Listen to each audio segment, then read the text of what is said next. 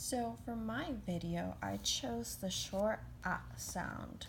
A, short ah. So I would start by making them follow the line of the ah sound. Ah, ah. And then I would move on to different words, such as hat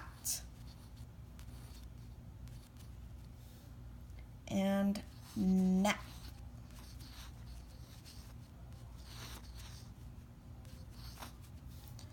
Once they understand that hat and nap have the same short ah sound, I would move on to a different little activity.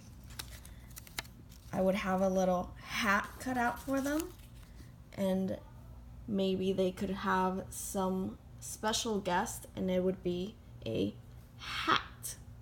So I could have them cut out the little hat and say hat.